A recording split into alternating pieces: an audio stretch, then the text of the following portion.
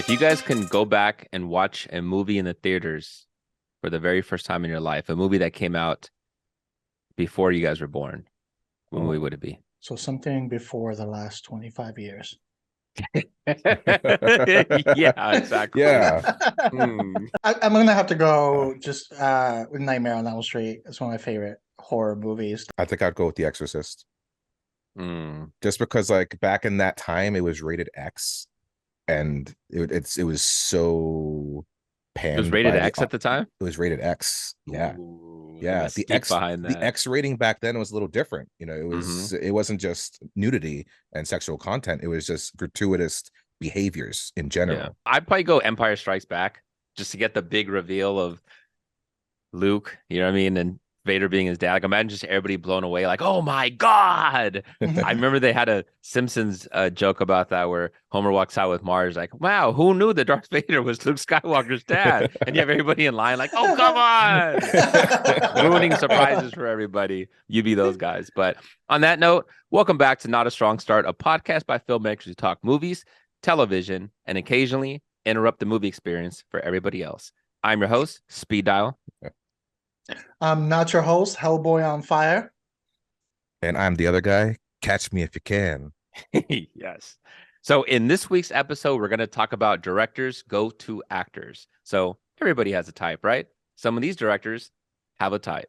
So first, we're going to hit you with a current event. We all heard about possibly the Powerpuff Girls live action reboot, redo, whatever CW was going to do. Mhm. It had some hiccups along the way, and now those hiccups have turned into a full cancellation. The show will not be produced anymore. It's done. I don't know. Did you guys watch Powerpuff Girls when it was on Cartoon Network when you were younger? Did you have any connection to it? Any thoughts about this?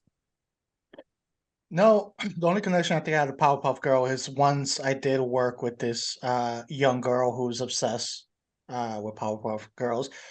But that was the only thing. To be honest, I didn't even know they were making it. And then when I found out they canceled it, I was like, that's weird to cancel something before I even like tell people it's being made. But I guess it was already announced. Mhm. Uh, but to add more context to that, it kind of makes sense. I feel CW is in the process right now of kind of changing their content and changing what they're doing going forward. They had like that was over a decade, probably even longer, where they put so much focus on like their superhero shows and all these action, and they've slowly diminished that. And they've pretty much come out and say that that's it, they're done with it. That era is done. They're ready to move on to other things. They just had the Flash end or is gonna end. Yeah. So it makes sense. This I would put in that category of like those type of shows that if they're trying to restructure, they're like this fits that. That's not really turning a new leaf. So cancel that also. This was Jose before when they announced the show. Here's Jose after they announced the cancellation of the show. It made no impact in your life at all. You didn't even care. I did watch some of it. I did watch some of it. The music, I love the music for the cartoon show. Yeah. It's so iconic and epic. And I actually used it for like a little kid short that I filmed. But I had a little bit of a connection to it. I worked with this animation production company, and the guy that runs it does a lot of work with like Cartoon Network and things like that. So I've been kind of known around it, or I've met some of the animators that worked on that show. So when I heard that they were going to do a live action, I was really like, ugh. And then when I heard CW, I'm like, ugh. I already knew it was going to be awful. And then when you saw like the announcing the cast and stuff, and I saw it, I was like, dude, this is nothing like Powerpuff Girls at all. Like it's supposed to be animated. How the hell are you going to do a live action show on this? It just looked E- awful. Easy. They won't. They don't. Yeah, now they won't. Exactly. So that's Yeah. why when I saw the cancellation, I was like, yay. All right. I mean, I feel bad for people losing their job. That's not what I'm taking out of this, but that's the project you shouldn't do. And I don't have any confidence in CW, man. Not with something like that. I definitely watched a lot of. They're in that era of Cartoon Network. You had Powerpuff Girls, Johnny Bravo, Hmm. freaking there was a I bunch love of other Johnny ones. Bravo. Dexter's Laboratory. I love Dexter's They're Laboratory. kids cartoons, but they were definitely mature cartoons at the same time. There was a lot of Yeah. adult humor in there, Huge. you know. And for me, like I love there's certain characters like Mojo Jojo, the Hmm. freaking brain exposed Yeah, the monkey. I villain. loved him. He was so good. And then I read about the synopsis of this show. They're adults. They're dealing with like PTS of the freaking being superheroes and having a dad that made them and turned them into this life. And Mojo Jojo's dead. Like they killed Mojo Jojo. And I was like, he's the only reason you're gonna watch that show. Yeah. You can't get rid of him. Like, if anything, show me adult Mojo Jojo that's reformed, then you might Yeah. have me. You know, we're working some soup kitchens or something. It's Mojo Jojo. I give you soup. You know, that would be great. Yeah. But they wanted to have this whole like melodramatic emo thing going on, which is all CW, you know. And I was like, yeah, this is not going to work. Let's get to our main topic. So again, we're talking about directors, go-to actors, the ones that they have on speed dial. And you see my name there. For you guys, what is the advantage of having a go-to actor for a director? What do you guys think that does towards production? Does it become where the audience is like, okay, I've seen this too much, this is boring, or do you think there's a huge advantage to it? Yeah. I mean, I feel there's like three things. I mean, I'm sure there's more, but the three major things that come to mind when it comes to the advantage of a go-to actor. One is familiarity. You know, they're familiar with your style as a director and how you like doing things, but also you're familiar with their strengths and what they can handle, what they work best at. Besides that, you got comfort. You know what you're gonna get from them. So as a director, you can put your focus on other aspects and making sure those are right and not worry about that actor. And then recognition. Like I feel fans recognize good pairings when they're out there. And sometimes a movie can be sold just on the pairing. Like, what? This person's doing another movie with this person? I love the last three they did together. I'm in. Yeah, I think it's also interesting if you look back during like the history of cinema. Back in the day, how it used to be, these actors were signed on with these studios. You know, it happens still, but not as much as it used to. You know, so like if you were with like RKO was a really big one back in the day. You were signed with them. The director only had this bullpen of actors to deal with. So that was usually the reason why you'd see Hitchcock work with like Cary Grant or Jimmy Stewart over and over again. It's because, well, this is all I got. I don't got access to these people over here. While these days, it feels like the director really has a lot of control of like, yo, I like this person. They knock it out of the park every time. I need them. It felt almost like ownership, didn't it, back then? Because you didn't have the creative freedom to be able to work with other directors that we get now. They definitely gave the artists more rights now. I think another one too is that there's artistic chemistry. We see that specifically with with a lot of these pairings. Like for instance, James Gunn and we talk about Chris Pratt, right? How on set they're coming up and they're zinging off each other and they ad lib a lot of things. You get a lot of artistic chemistry that way. You build camaraderie off set, so you're able to do it on set. It saves a ton of time and also helps improve dialogue. So it can also speed up production. You know, it can also speed up pre-production because the actor already doesn't feel like, okay, I'm lucky to be here. I'm working with this director. I don't know what they want. They already feel comfortable speaking up and telling the director, hey, I know you like this, so I can do this. It helps speeds up a lot of things. So I think there's a lot of huge advantages to it. I don't think it necessarily, I know some fans may get kind of tired or burned out of like, oh, here we go again. It's another Johnny Depp and Tim Burton film.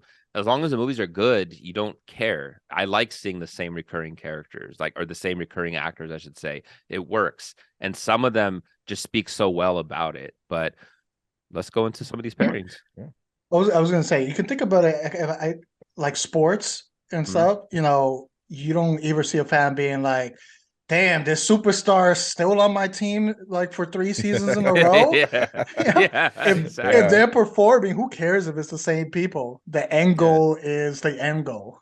Yeah, it's great product. And just like what you were talking about where they advertise the pairing, they have that new movie coming out with Scorsese and Leonardo DiCaprio. You know what I mean? Like, and De Niro. It's trifecta.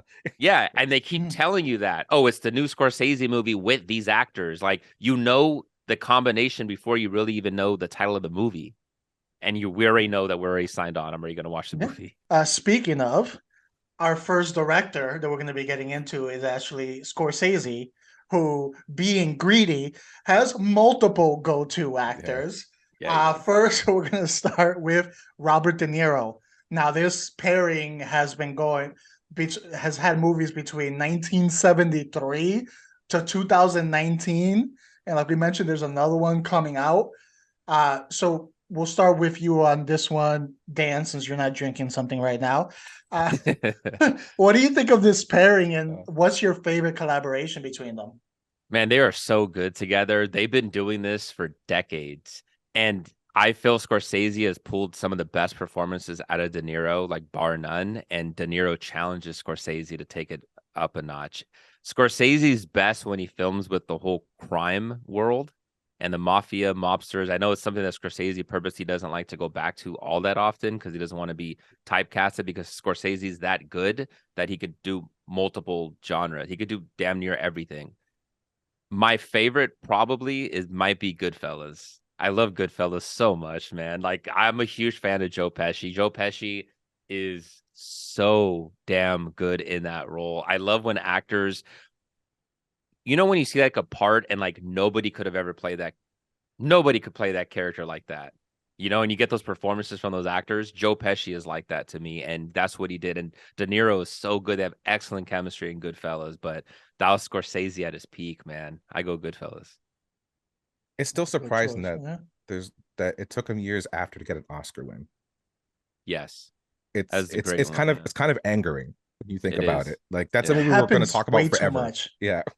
It does, but a lot of it's timing. Like, some of their great projects, and we'll get into some of these other directors, they come out in a year where, like, even though that's probably their best work, they just went against something where it's like, it's damn, like, you can't compete with that movie either. Like, it's really just timing of when stuff comes out, but a lot of it's politics too. Yeah, that's what it really is. Yeah. I gotta say, Well, for me, and now I'm definitely probably going against the curve with most people on how I feel about some of the stuff. Uh, Taxi Driver is my number one for the two of them, and Hmm. and then probably good thing, it's like, yeah, of course everyone loves Taxi Driver. I think when they were younger, they did their best work. Hmm. The two of them, like, they Mean were, Streets. yeah, like, I like they're like the characters he was playing back then, like De Niro, and the stuff that Scorsese was doing. For me, it felt more edgy and more, and not just like because of the content being so gritty, but like just taking chances on how they would do certain things with their roles and their characters. It Hmm. got to a point where it is now, where, like you said, like, he's trying not to do too much gangster stuff, but I only see De Niro as a gangster, or like as himself, from the 80s on. I haven't seen him do anything different, but the 70s, The he was, 70. He had that angst. yeah, like, he was a chameleon back then, and I loved it. That was one of those movies where it's like, I remember being a kid, being a little George, looking in the mirror and just being like, talking to me, you talking to me. Yeah. Have all my stuffed animals around me. I don't see anyone else around here. With the butterfinger. That's what Yeah. is a gun. Yeah. With this one, this is probably one of the hardest ones that it was to pick out a favorite, because there was so many bangers that they had like together. I thought about Taxi Driver, or even Raging Bull, just because those are some of De Niro's best individual performances as a whole. I had to go Goodfellas too, with the combo of, out of all the movies, that's probably the one that I've watched the most. So that tells me I've enjoyed that one the most. Uh, I can't remember ever seeing Goodfellas and not having the same effect it did the first time that I watched it. So that's why I got to go with Goodfellas. But Hmm. honestly, neck and neck with so many movies, because it's hard to choose incorrectly when you look at their collaborations together. It just comes down to personal preference. Yeah, you can't go wrong. Like, Taxi Driver is brilliant as well in its own right. And Sticking with Scorsese, someone who later on in Scorsese's career became his next go-to person.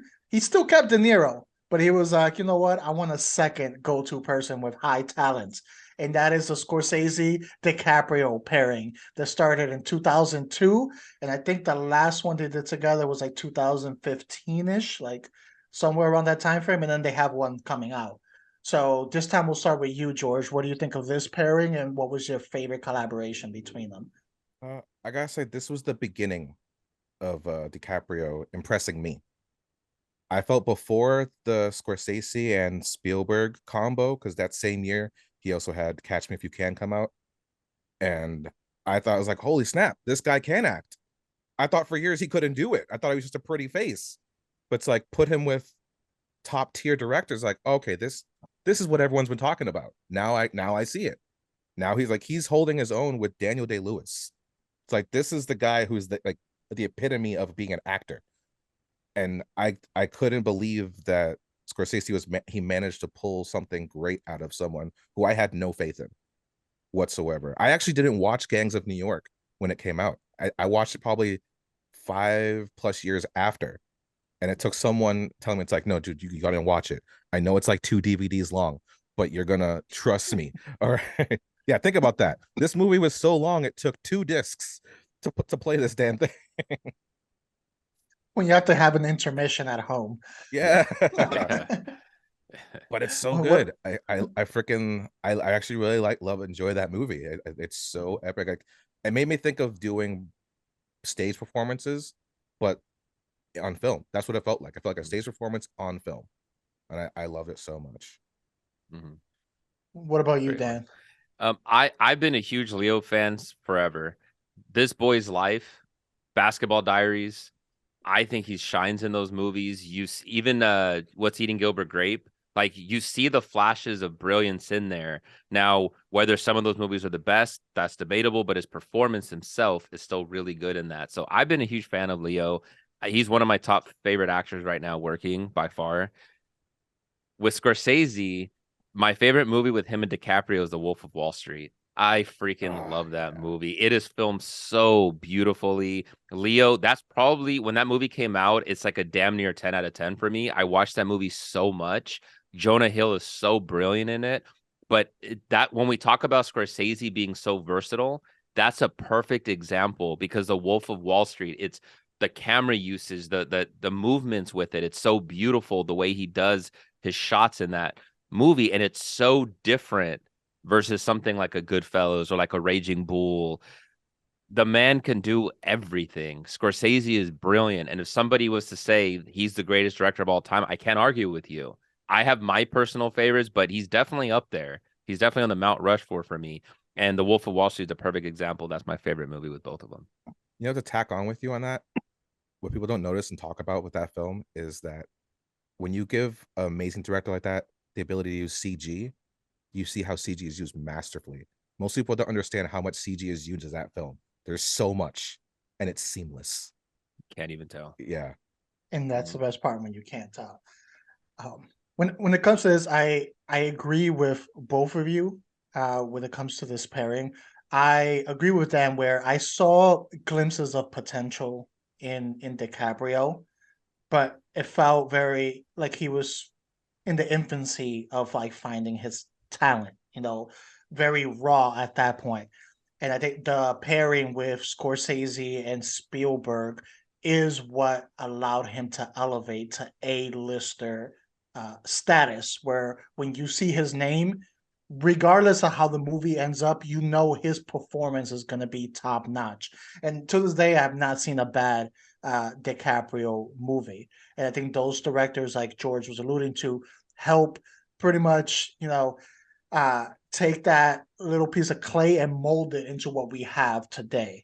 So it was a great pairing. And then I'm going to have to also go Wolf of Wall Street when it comes to that pairing together. I love that movie. And I feel in that movie, DiCaprio just got to let loose in there. And then I think it was the only one out of their pairings where you got to see the comedic end of things. So on top of the drama and the serious, but we also got the comedic end on that.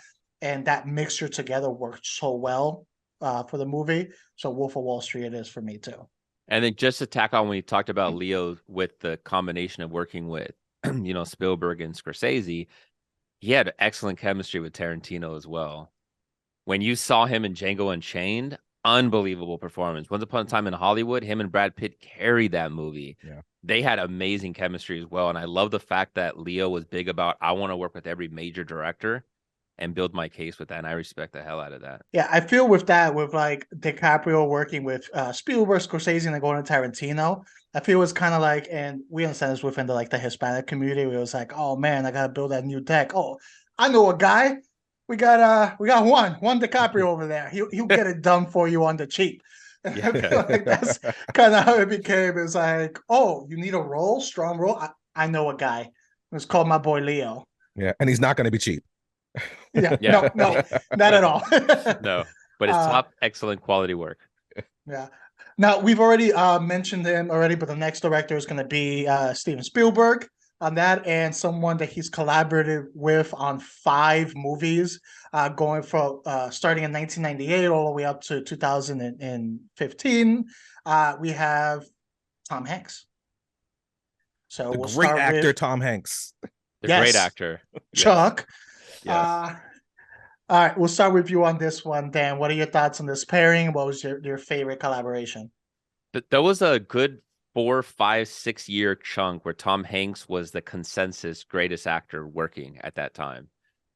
Very obvious. His partnership with Spielberg, who's considered the greatest director of all time, right? Arguably, but there was still that period where it was like not debatable that Spielberg was the king running everything.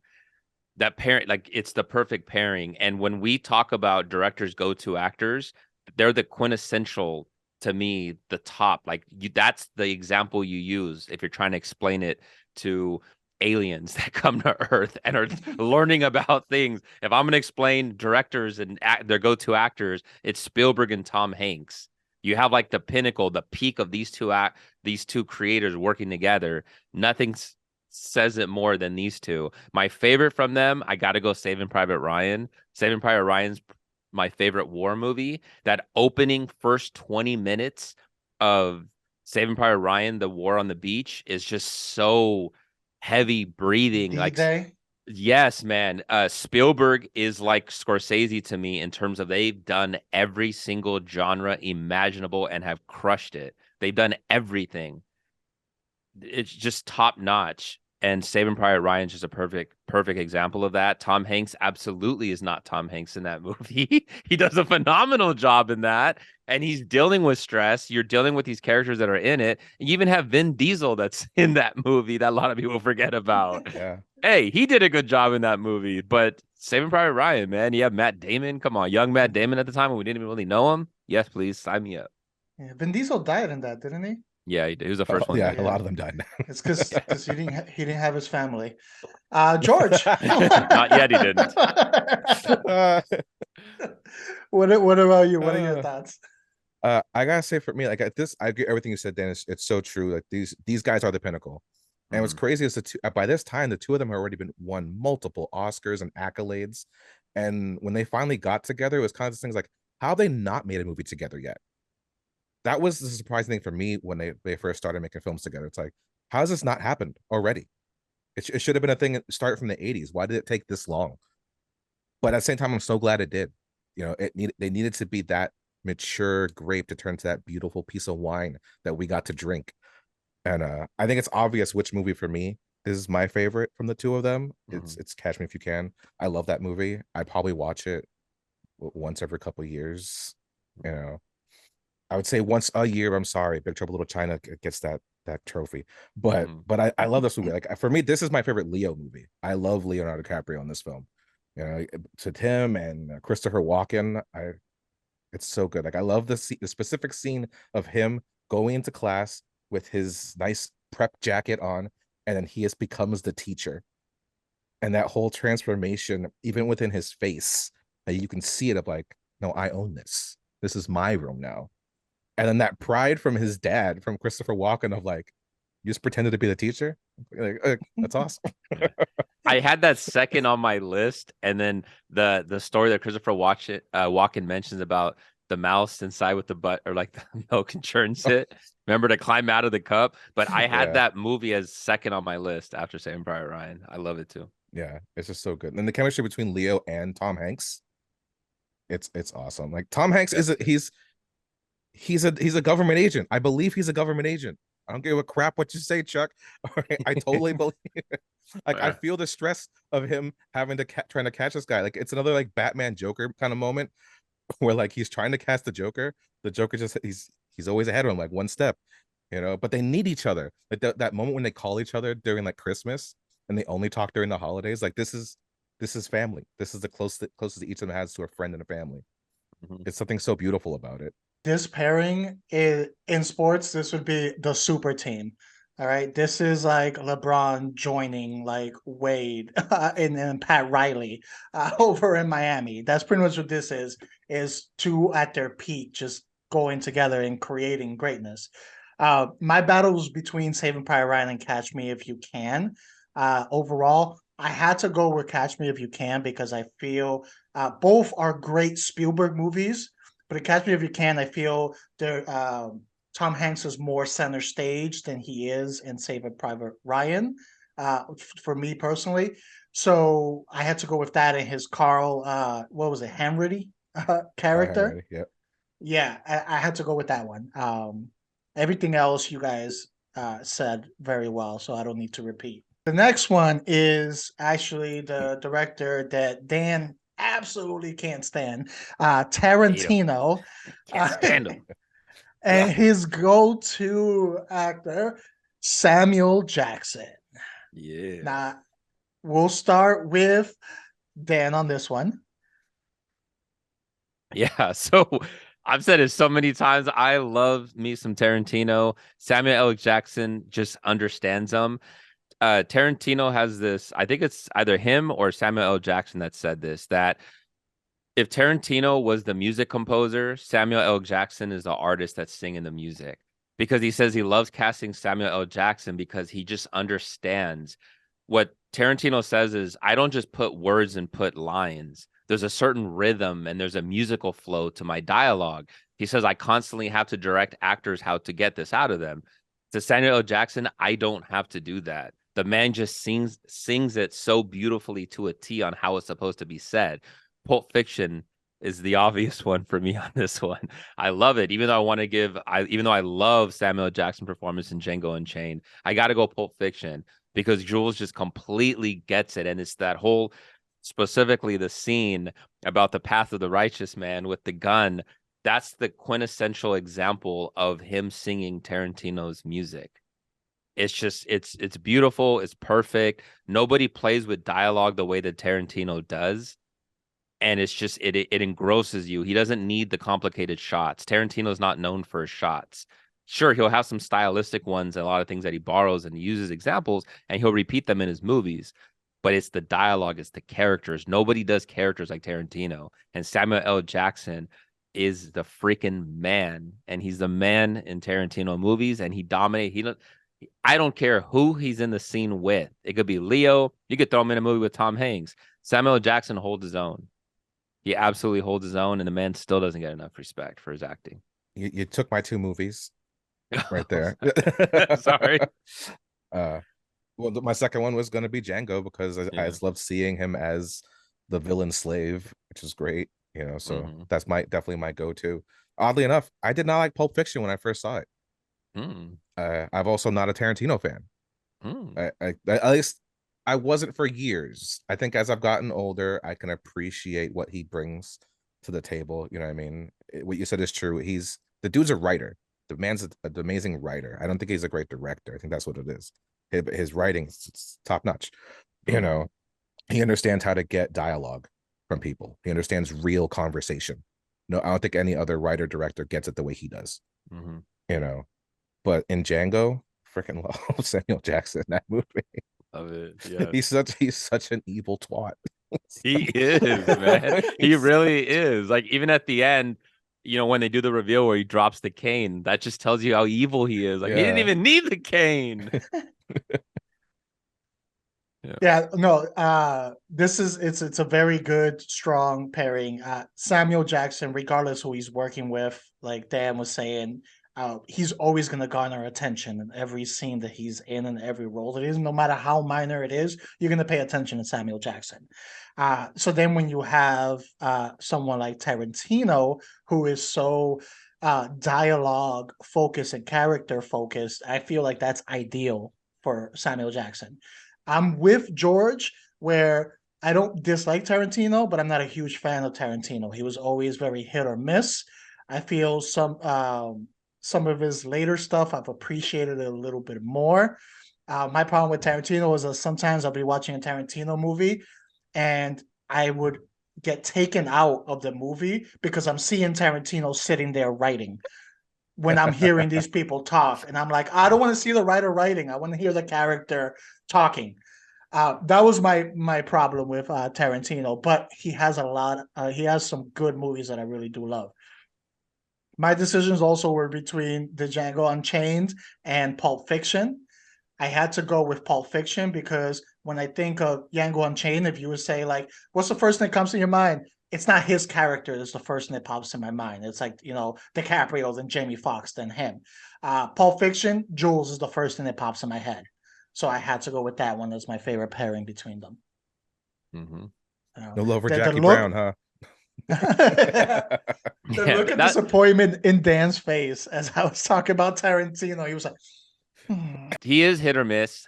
He does have some that I don't love, that I don't really go back to a lot. It's just the ones when he hits, I freaking love those movies, and I go back to them. Like Pulp Fiction, Django Unchained, Inglourious Bastards, and Kill Bill Volume 1. I go back to those four so freaking much. I love those four movies. I love them. They're on my list of like top 20 movies that I'll go back to and rewatch like all the damn time. So even Spielberg, man, everybody's got duds. Scorsese's got duds. Like nobody's perfect when they come out, and that's what I love. It's like I don't put Tarantino as one of the greatest directors. It's not his shots, it's not his visuals, it's not things like that. It's just his storytelling that I really appreciate. It's his characters. I'm very big about style. I love style. So that way nobody can do a Tarantino movie other than Tarantino. You could even argue the same thing with Kevin Smith. Kevin Smith does a Kevin Smith movie. Nobody does Kevin Smith. Now, he has a lot more duds, obviously, but he's got a style to him, though, and I appreciate that. Spielberg has a style to him. You know what I mean? Hitchcock had a style to him. I appreciate that. That makes me stand out more than these safer directors. Like, I think Ron Howard's awesome, and he's good. He's a safe director to some regard, but he has some that he doesn't. He takes very, wild cases on. But you have like a lot of like safe directors, you know what I'm talking about, that a lot of studios will hire. I like directors that don't and put it out there on the line, man. Give me something different. And that I can respect. I can respect the uniqueness of his style. And like you say, you could not say it's a Tarantino movie and you can put it on and your mind says this is a Tarantino movie right off the bat. Yeah. So speaking of unique directors, the next one we're going into is Tim Burton, another director who a Tim Burton movie when you see a Tim Burton movie. Yeah. And someone he loves to go to is Johnny Depp. They've had about 8 projects together, stemming from 1990, I think, to 2012 was one of the last ones they did together. Overall, so this one, we'll start with you, George. What's your thoughts on this pairing, and what's your favorite project? I think this is when Johnny Depp finally discovered his voice in film. I think he's always been great. Like he kind of was like that DiCaprio situation in the beginning, a pretty boy who is raw and coming into his own. But all the way from Nightmare on Elm Street, you saw something special in that guy. There's something about him. Like he's got the juice, And then once he got with Tim Burton, man, that's when shit hit the fan in a great way. And this was hard for me. Like I had 2 films I love with them, and that's Edward Scissorhands, which is obvious, but then there's also Ed Wood, and I love Ed Wood so much. I remember seeing it as a kid, and as a kid, it's like, why would I like this movie? This in theory wouldn't be my wheelhouse as a youngster, but I love that the fact he did it in black and white, and the fact that it was just so zany, and I think he captured the essence of who Ed Wood was beautifully. It's just it's such a weird movie that matches the weirdness of the B films that director made. Like there was no one else, like you said, there's certain things you watch where like no one else could have played this. Like no one else could have directed that movie. He was the one to direct that movie. There's no one else that was better fit. And of course, like Ed Wood it's our font for not a strong start. I completely agree with you. Those 2 movies are the ones that I had. Edward Scissorhands, the obvious one. Ed Wood's the one that I wanted to talk about. Ed Wood was crazy. He was known for having his C-level type movies. Tim Burton found a way to make it beautiful, and he found the beautiness in Ed Wood films. It's the perfectly imperfect. And that's what we talk about with the Tim Burtons and the Tarantinos. They don't make perfect films, but I love that. It's these performances from these actors that it's those zaniness to them. It's their little quirks that they add to it that's just so different. And that's what I find fascination watching these type of movies and these type of characters. To get into Edward Scissorhands, it's the Tim Burton movie. It's the one. Using the same example I talked about with aliens coming down, Edward Scissorhands is the one I'm showing them. Like that was everything. It's And what Batman. made. Oh, of course, yes, of course. I mean, in terms of Tim Burton with Johnny Depp, Yeah. that's what I'm talking about. Otherwise, yes, it's Batman. But it made Johnny Depp. Even though we saw flashes of Johnny Depp, it was put together so well, and you see so many directors that later took stuff from Tim Burton. You could tell they were influenced by them. Even Wes Anderson, I could tell, was somewhat influenced by Tim Burton, where it's very much like a pop-up book where things look like a play more than like it does like a movie. Edward Scissorhands was exactly that. But man, I love me some Ed Wood though. So I love them both. Ed Wood's probably my favorite of the two. Bet you do. Yeah, yes, I do. I love all the Wood. No, this was a great pairing, and I agree with George on how kind of Johnny Depp's trajectory went with his career and the similarities with like DiCaprio early on. And it's funny because we talked about it during the Nick Cage episode. Supposedly, the only reason we have Johnny Depp as an actor is due to the influence of Nicolas Cage and kind of pushing them forward. And they gave us this pairing between them. My choice ended up being Edward Scissorhands. A lot of the reasons that Dan already covered, so I won't get into that specifically. But it is the pinnacle of kind of their partnership to me personally on the entertainment value. And it's an iconic character that has lived on. Even people who haven't seen the movie know the character and the name of the character.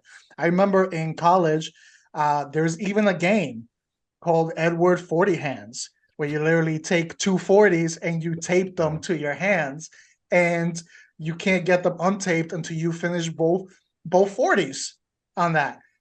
And a lot of those people. There's also a porn parody known as Edward Penis Hands, where he's got those on his fingers. Yeah. So there's that stuff like that. And a lot of those people, I remember when I first started playing the Edward 40 Hands, they had never seen the movie. They just knew the character. They knew he had, stuff on his hands that he could not get off. And so that character has become iconic, which is why I had to choose Edward Scissorhands as my choice between them, because that character has been kind of everlasting, whether people have seen the movie or not. Fair.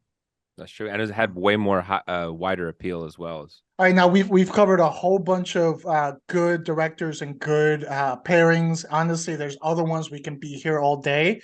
We do have some honorable mentions that we kind of want to quickly mention of good pairings. So first of all, we have the Coen brothers, who had their go-tos were Buscemi and Goodman. They did like about 7 movies. He did about 7 movies with each of them, including, I think it was about 3 movies with both of them together where he joined their powers. He also did 9 with Frances McDormand. McDormand. I don't know why I say Dorman, but no, it is Frances McDormand. Yeah, okay. Frances McDormand. And they did about 9 movies there. We have Tony Scott, and who was Tony Scott's go-to? Denzel Washington. They did about I think 4 or 5 movies together. Guillermo del Toro loves himself some Ron Perlman. Of all the actors, if not in the main character, he's always there. Yeah, and what's funny about it is that Ron Perlman is such an odd actor, but I mean in the best ways, because I love Ron Perlman. But it's just so odd. Like Ron Perlman's the one you chose of all the actors. They have excellent chemistry, but it's just random. It's just a random pairing I just did not expect. Yeah, he's had them in like 6 different movies. I believe, even as recently as the newest Pinocchio that just came out. This is starting from 1993 to like now. With his first movie, he had him all the way back in his first movie. Like they've been working together forever. Yeah, because they were in Chronos together. Yeah. All right, so we have that. We have David Fincher and Brad Pitt, they've done a few movies together. Fight Club. James Cameron and Bill Paxton, they did like 6 movies together. Mm-hmm. Christopher Nolan loves himself some Michael Caine. Mm-hmm. He's put him in multiple projects. So, you know, and even I guess I would consider newer directors, as in they weren't making movies back in like the 90s, 2000, but Ben Affleck, who's had some successful movies, and he has Tyrese Welliver in like 4 different projects. So Mm-hmm. You even have Jordan Peele now with Daniel Kaluuya, right? Like they're starting to partner up and do a lot yes. of their movies. Yeah. So it shows, I mean, there's probably more that we haven't mentioned, but it's a trend that I think is going to continue, and it's better for us, I think. Mm-hmm. Yeah, absolutely. Yeah, we definitely get more hits out of it than anything. If you guys were a director and you could pick any actor or actress, who would be your go-to and why? Actor who's a veteran at this point, Joseph Gordon-Levitt. Mm-hmm. I think that he's still got a lot more to offer us, Mm-hmm. you know, and I'm glad that he's back in the game again. He's someone who's our age, and I think that he's phenomenal. I've always loved everything he's done. I think he'd be great in whatever I need him to do. Mm-hmm. And then for, I guess, upcoming, it would be Anya Taylor-Joy, She's good. because she's just phenomenal. I She's don't phenomenal. think she hasn't had done a bad thing. She's been in bad movies and she's still amazing. I wanted to go more up and coming, because if I'm a director now, get more time to work with them overall. So for male actor, I actually could not pick. It ended up being a toss up, and it was Taron Egerton. Just because I've seen so much versatility from him. He can do comedy, he can do serious. You know, I can see him if I have to do like a superhero movie, he's in there. If I have to do a drama, he's in there. He can fit all those roles and show him talent. And then, but he was also tied with me with Lakeith Stanfield. Yeah, he was Uh, good. yeah, because he's also done some really good movies and has been a scene stealer in a lot of the movies that I've seen, such as like The Harder They Fall. He stole that movie overall. And then for actress, it's also Anya Taylor-Joy. She's just put up so many good movies. The show Queen's Gambit, The Menu, Last Night in Soho, The Witch. I can see so much potential there that I can work with her for years. Yeah.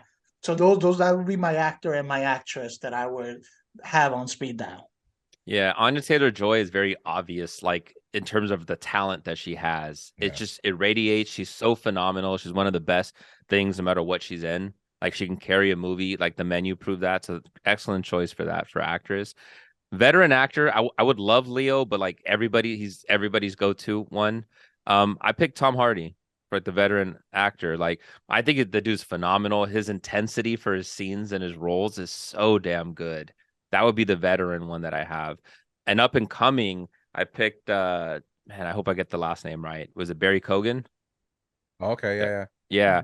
Yeah. That dude's acting, like I've only seen him in a handful of movies. He is phenomenal. He's one of those ones that just like he's raw, but has a lot of like just pure talent. And I think this dude's going to be around for a long time.